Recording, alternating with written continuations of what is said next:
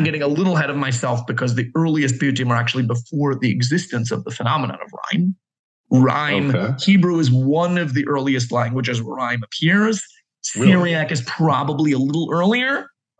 Syriac being a Christian Aramaic dialect during these centuries, during the late Roman period. What's a stupid question? What is a poem where there's no rhyme? What makes it a poem? A poem is something with regularity. So if you have something like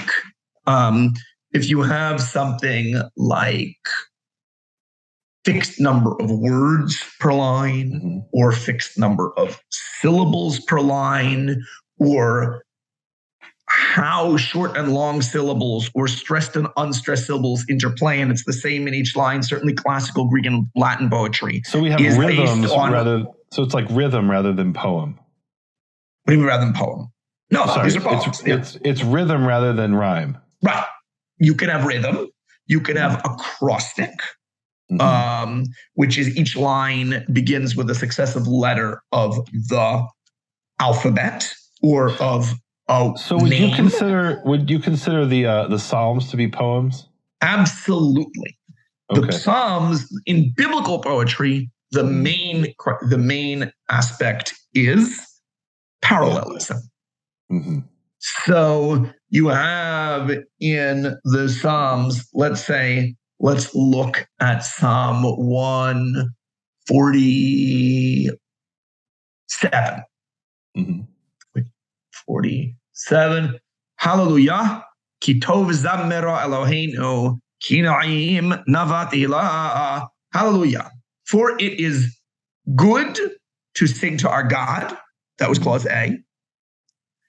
For praise is sweet and beautiful. Onei Yerushalayim Adonai, Yisrael Yechanes. God builds Jerusalem. He ingathers the dispersed of Israel. Gadol Adonenu v'rav koach v'lithvonato ein mispar. Great is our God, and great in strength, and to his wisdom there is no reckoning. So each line has the parallelism. Now, parallelism can be many things. Parallelism can be synonymous. Parallelism can be related things, like the first line about clause of the line that we just quoted. First line says God's strength, and the second says God's strength is great. The second half says God's tvuna, God's discernment, wisdom. Discernment is great, but they're still parallel. Parallelism can be opposites.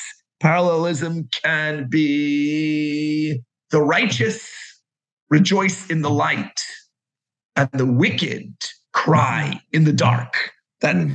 And especially if it keeps going on, and then it says the righteous are successful with wealth, and the rich and the wicked decay in poverty. The righteous. And so, but all these, it's that regularity, that repetition of structure. All boils down to structure. The example I love is Hazinu Hashemayim va'adabera. Here we have this week's parasha. Yes. So you have, it's going to be broadcast later, but you have both. You have synonyms and you have antonyms. You have shamayim va'aretz, and you have hazino and tishma. Exactly, which are synonyms. Which are right. One is and va'adebera and imrei fi is also it's synonyms. Synonyms, but it's different parts of speech. Yeah. One is I speak, and the other is words.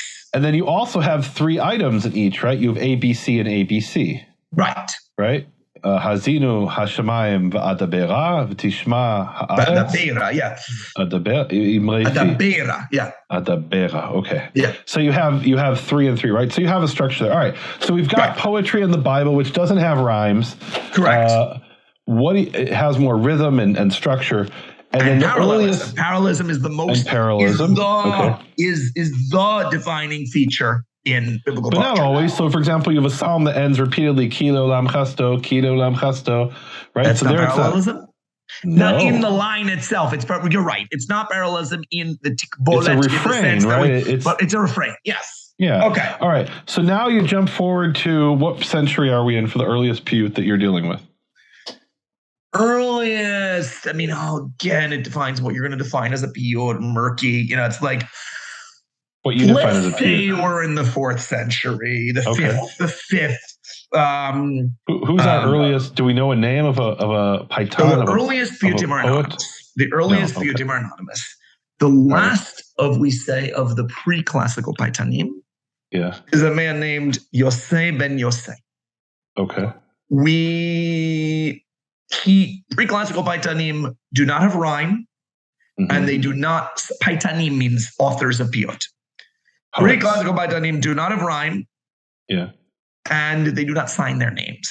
If there's an acrostic, which there usually is, it's going to be alphabetical, which is also what we find in the Bible. We don't find any name acrostics in the Bible. We find alphabetical acrostics in the Bible. Right. Psalms and Proverbs. Is there one in one of the prophets? Don't think so. Maybe. There's Lamentations. Yeah, right. There's Lamentations. Which is all alphabetical. Even the last chapter, which is not alphabetical, has exactly 22 verses. You know that? Yeah. There's no way that's a coincidence. There's no way that's a coincidence. Yeah. Okay. Interesting.